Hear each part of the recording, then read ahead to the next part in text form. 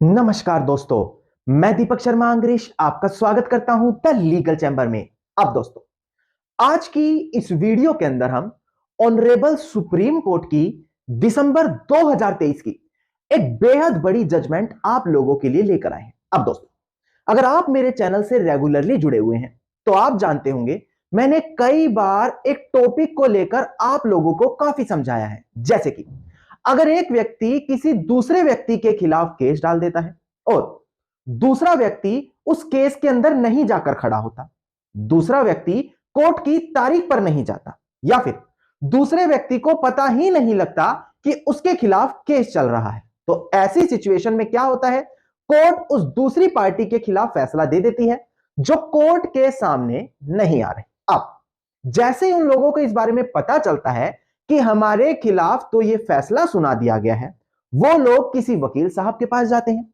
वकील साहब फिर कोर्ट के सामने एक एप्लीकेशन डालते हैं जहां पर कहते हैं कि इस कारणवश हमारी पार्टी कोर्ट के सामने नहीं आ पाई। अब कोर्ट को अगर लगता है कि हां भाई, यहां पर कोई जेन्युइन रीजन था जिसकी वजह से वो पार्टी कोर्ट के सामने नहीं आ पा रही थी, तो वो जो कोर्ट ने ऑर्डर दिया था बिना उन लोगों की सुनवाई हुए उसको कैंसिल कर देती है, नहीं तो उस ऑर्डर को बरकरार रख देती है। अब यहां पर ऑनरेबल सुप्रीम कोर्ट ने कह दिया कि अगर एक पार्टी कोर्ट के सामने नहीं जाती और उसके बिना सुने ही, क्योंकि वो कोर्ट के सामने तो आई नहीं, कोर्ट अपना फैसला दे देती है, तो ऐसी कंडीशन में उस फैसले के खिलाफ क्या नहीं हो सकता, हाई कोर्ट के सामने रिवीजन नहीं फाइल किया जा सकता। तो अब आपके पास बेहद बड़ी समस्या सामने आ गई है, पर आप घबराइएगा मत, क्योंकि काफी ज्यादा ऑल्टरनेटिव माध्यम यानी कि कोई और दूसरे रास्ते भी आपके पास मौजूद है, जो आज की वीडियो में मैं आपको क्लियर करने वाला हूं।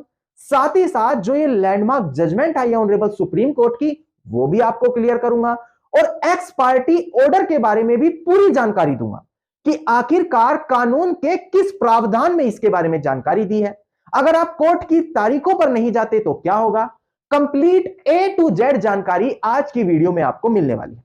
अब दोस्तों, मेरा आप लोगों से वीडियो की स्टार्टिंग में एक छोटा सा अनुरोध है, इस वीडियो को आप तुरंत लाइक कर दीजिएगा, साथ ही साथ अपना प्यारा सा कमेंट सेक्शन में जरूर लिखें और वीडियो को ज्यादा से ज्यादा लोगों तक शेयर करें। इसके अलावा अगर आप लोग मुझसे पर्सनली सलाह यानी कि लीगल एडवाइस लेना चाहते हैं तो इसी वीडियो के डिस्क्रिप्शन में आप लोगों को एक नंबर दिया है, उस नंबर पर आप कॉल करके अपनी कॉल बुक कराकर डायरेक्टली मुझसे लीगल एडवाइस भी पा सकते हैं। तो चलिए दोस्तों, अब आज की इस वीडियो को हम ज्यादा लंबा ना करते हुए आज की इस वीडियो को स्टार्ट करते हैं।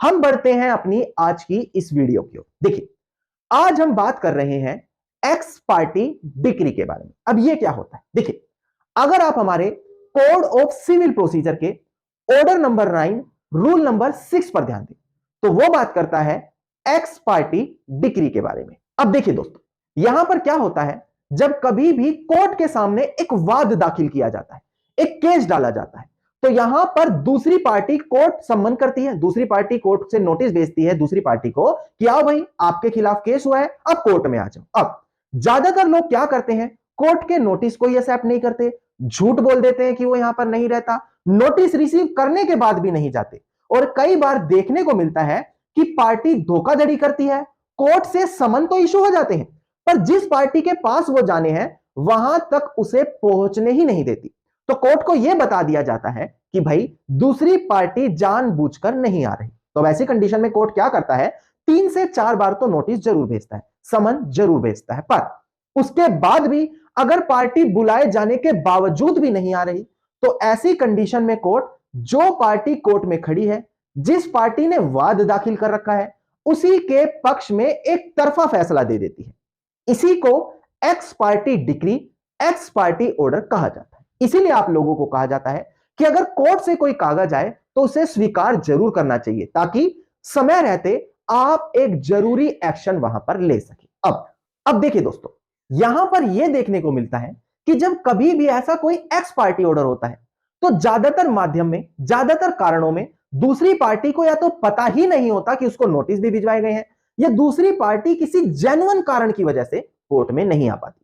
अब इसी चीज से संबंधित ऑनरेबल सुप्रीम कोर्ट की एक बेहद बड़ी जजमेंट है जहां पर यही बताया है कि अगर एक किसी के पास जेन्युइन कारण है तो हम उसको फिर भी अलाउड कर देंगे कि बाद में भी वो केस स्टार्ट करा सकता है। एक बार डिस्प्ले पर ध्यान दीजिएगा, मैं जजमेंट ही क्लियर कर देता हूं। देखिएगा, केस टाइटल था हमारा Bhanu Kumar Jain versus Archana Kumar and another.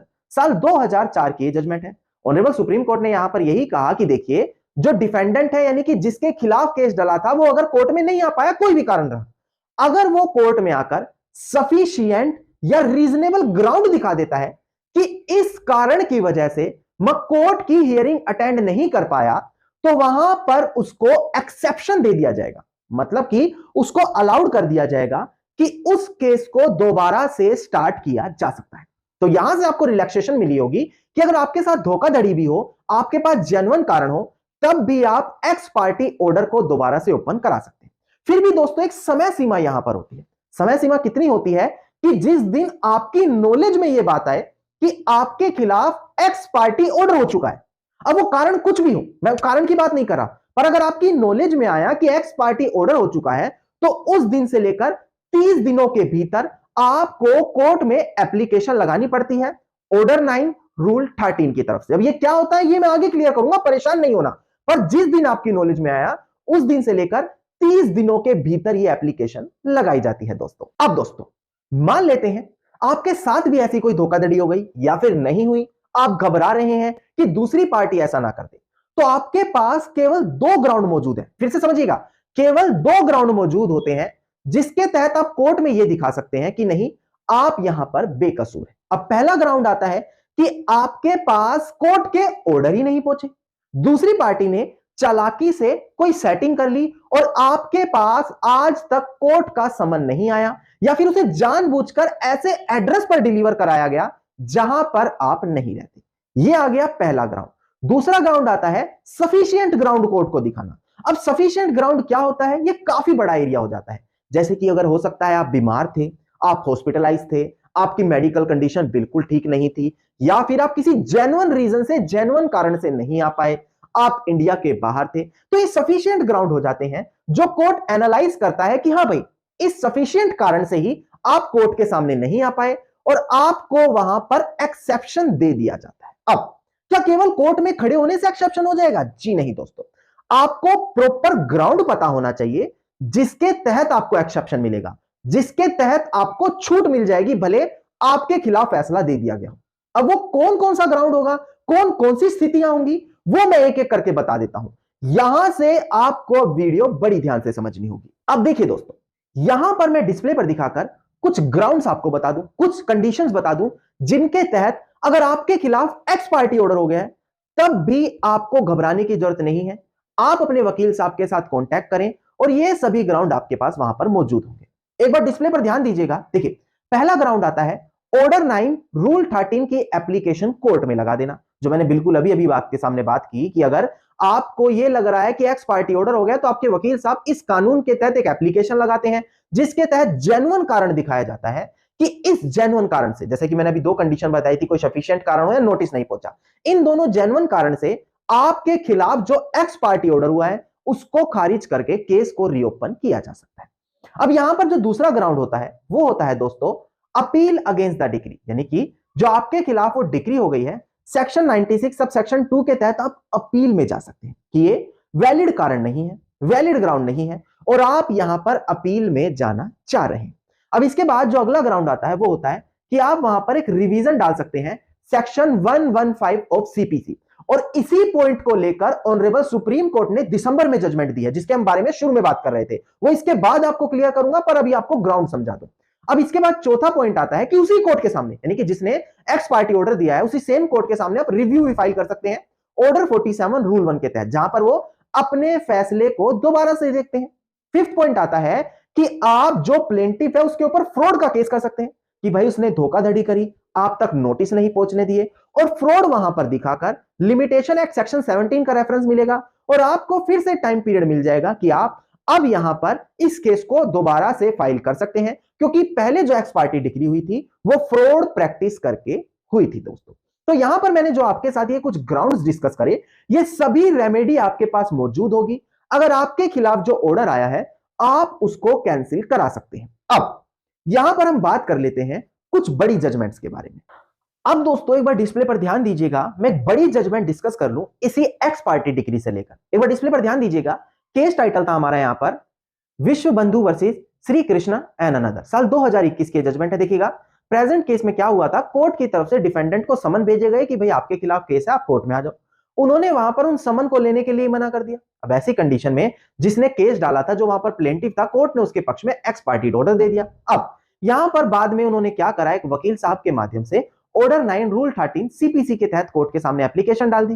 पर कोर्ट ने जब यह देखा कि पोस्टल ऑर्डर में यह साफ मेंशन है कि उन्होंने उन समन को लेने के लिए मना कर दिया, जबकि समन प्रॉपर तरीके से सर्व हो चुके थे, तो ऐसी कंडीशन ने क्या करा, ऐसी कंडीशन में कोर्ट ने अलाउड ही नहीं करा कि वो इस एप्लीकेशन को लगाकर केस को रीओपन करा सकते हैं। यानी दोस्तों यहां से आपको यह तो पता लगा होगा कि मैंने इतने सारे ग्राउंड बता दिए जहां पर आप खुद को प्रोटेक्ट कर सकते हैं, पर अगर आप एक सफिशिएंट ग्राउंड प्रॉपर तरीके से नहीं बना पा रहे तो कोर्ट आपके खिलाफ जो एक्स पार्टी डिक्री हुई है उसको रीओपन नहीं करेगी। तो अब यहां पर आपके एडवोकेट साहब की प्रतिभा आ जाती है कि कितनी कुशलता के साथ वो एप्लीकेशन ड्राफ्ट करके कोर्ट के सामने उस केस को रीओपन करा दे।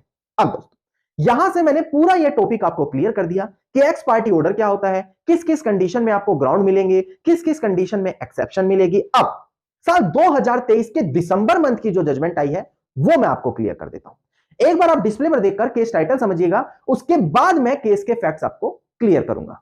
देखिएगा दोस्तों डिस्प्ले पर केस टाइटल था हमारा यहां पर the cosec mutually and cooperative housing society, जो प्रेजेंट केस में अपीलियंट है, versus Amina Begum and another, जो प्रेजेंट केस में रिस्पोंडेंट है। इसका स्पेशल लिपिटेशन नंबर है 5489 ऑफ 2021 और डेट ऑफ जजमेंट है कितनी, 1 दिसंबर साल 2023, यानी कि बिल्कुल लेटेस्ट जजमेंट आप लोगों के लिए लेकर आया हूं। इसलिए मैं आप लोगों को कहता हूं कि अगर आपको लेटेस्ट जजमेंट चाहिए तो कहीं नहीं जाना, मेरे चैनल को सब्सक्राइब करें और नोटिफिकेशन बेल आइकन दबा दें। और आप लोगों के लिए 2024 से एक तोहफा भी लेकर आऊंगा, जहां पर अब हम matrimonial cases, criminal cases, civil cases, इसके अलावा चेक बाउंस से related cases, important judgments, complete A to Z जानकारी आपको सिर्फ इसी चैनल में, इसी हिंदी माध्यम भाषा में देंगे। तो आपको क्या करना है, तुरंत चैनल को सब्सक्राइब करना है और नोटिफिकेशन बेल आइकन ऑन करना बेहद ज्यादा अनिवार्य है। अब इस केस के फैक्ट्स मैं आपको क्लियर कर देता हूं। अब देखिएगा दोस्तों, प्रेजेंट केस के अंदर क्या हुआ था, यहां पर प्लेंटिफ की तरफ से केस डाला गया, जहां पर डिफेंडेंट कोर्ट के सामने आकर स्टैंड नहीं की। तो यहां पर कोर्ट ने क्या किया, एक्स पार्टी ऑर्डर दे दिया। अब प्लेंटिफ ने इस चीज को लेकर ऑर्डर 9 रूल 13 में एक एप्लीकेशन कोर्ट के सामने लगाई कि मेरे खिलाफ जो ये एक्स पार्टी डिक्री हुई है इसको सेट असाइड करके दोबारा से केस को रीओपन कर दिया जाए। पर जो डिफेंडेंट था कोर्ट को अपने फेवर में नहीं ला पाया, कोर्ट ने उस एक्स पार्टी डिक्री को सेट असाइड नहीं किया। तो अब यहां पर क्या किया, जो मैंने माध्यम यहां पर वीडियो की स्टार्टिंग में बताए थे उनमें से एक माध्यम वहां पर उसने डिफेंडेंट ने अपना लिया। उन्होंने सेक्शन 115 सीपी के तहत ऑनरेबल हाई कोर्ट के सामने रिवीजन डाल दी। अब यहां पर रिवीजन जब डाली गई तो ऑनरेबल हाई कोर्ट ने जो फैसला दिया था ट्रायल कोर्ट ने कि जी नहीं, हमें कोई सफिशिएंट ग्राउंड नहीं लग रहा, हम उस ऑर्डर को वैसे ही बनाए रखेंगे, हम उस ऑर्डर को कैंसिल नहीं करेंगे। तो ऑनरेबल हाई कोर्ट ने ट्रायल कोर्ट के इस फैसले को पलटकर उस ऑर्डर को कैंसिल करा और केस को रीओपन करने की बात कर दी।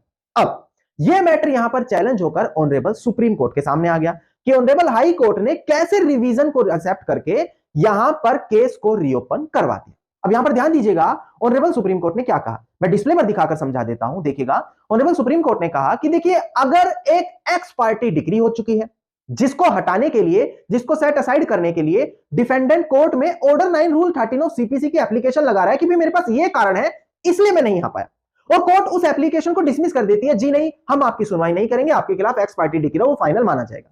तो कोर्ट का जो वो फैसला है, उस फैसले के खिलाफ सिविल रिवीजन पिटीशन 115 सीपीसी में नहीं डाली जाएगी, यानी कि ऑनरेबल हाई कोर्ट के सामने नहीं जाया जा सकता सेक्शन 115 का इस्तेमाल करते हुए। यह चीज लीगली रूप से यहां पर अब अलाउड नहीं होगी, ऑनरेबल सुप्रीम कोर्ट ने साफ निर्धारित कर दिया। अब आप लोग घबरा गए होंगे, सर अब हम करें तो करें क्या।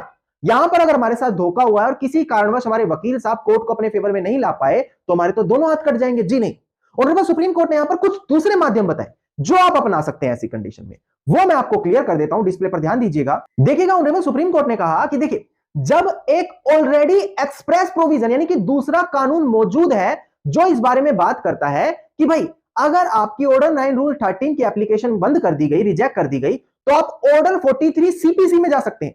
तो अगर आपके पास ऑलरेडी ग्राउंड मौजूद है तो आप हाई कोर्ट में 115 के तहत नहीं जा सकते, यानी कि आपको रिवीजन नहीं डालनी हाई कोर्ट में, आपको ऑर्डर 43 सीपीसी का सहारा लेना है। डिस्प्ले पर दिखाकर ये प्रोविजन भी समझा दूं ताकि आपको ये ना लगे कि वकील साहब अपनी मर्जी से कुछ भी बोल रहे हैं। एक बार डिस्प्ले पर ध्यान दीजिएगा, देखिएगा यहां पर ऑर्डर नंबर 43 का सब क्लोज डी साफ डिफाइन कर रहा है कि अगर रूल 13 ऑर्डर नंबर 9 के तहत कोई एप्लीकेशन लगाई गई थी जिसके तहत आप जो आपके खिलाफ एक्स पार्टी ऑर्डर है उसको सेट असाइड करना चाहते थे और उस एप्लीकेशन को रिजेक्ट कर दिया, तब आप ऑर्डर 43 सब क्लोज डी के तहत अपनी एप्लीकेशन लगाएंगे, ना कि आप वहां पर एक सिविल रिवीजन डाल देंगे ऑनरेबल हाई कोर्ट के सामने। अगर आपके वकील साहब या आप ये गलती दोहरा रहे हैं तो आपको वहां पर डिसमिसल ही फेस करना पड़ेगा। वैसे ऑनरेबल सुप्रीम कोर्ट ने यहां पर कुछ और ग्राउंड्स बताए थे जो यहां पर आप अपना सकते हैं। लास्ट में ये और डिस्प्ले पर दिखाकर आपको मैं क्लियर कर देता हूं। देखिएगा डिस्प्ले पर ऑनरेबल सुप्रीम कोर्ट ने कहा कि भाई अगर यहां पर एक्स पार्टी डिक्री हो जाती है तो डिफेंडेंट के पास 3 रेमेडी मौजूद है। पहली रेमेडी ऑर्डर 9 रूल 13 की एप्लीकेशन लगा दे, जो मैंने वीडियो की स्टार्टिंग में क्लियर करी थी। दूसरी कि एक अपील में जा सकते हैं सेक्शन 92 सब क्लोज 2, वो भी मैंने आपको क्लियर करी।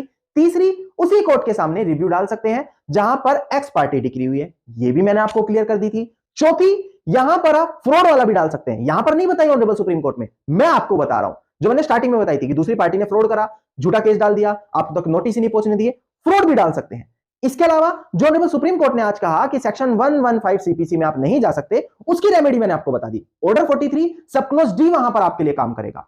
यानी कि दोस्तों हर सिचुएशन में मैं आपके साथ खड़ा हूं। अगर आपके साथ फ्रॉड हो रहा है, धोखाधड़ी हो रही है, आपके साथ छल कपट हुआ है, मैं आपका सहारा बनूंगा, मैं आपको रेमेडी दूंगा, जहां पर आपको बस मेरे बताए हुए स्टेप्स फॉलो करने हैं, दैट्स इट। इससे ज्यादा कुछ नहीं करना। तो उम्मीद करता हूं आज की ये वीडियो आप लोगों के लिए लाभदायक साबित होगी, आपका इससे ज्ञान बढ़ेगा। अगर आपको हमारी आज की वीडियो अच्छी लगी तो वीडियो को आप लाइक, शेयर और कमेंट जरूर कीजिएगा।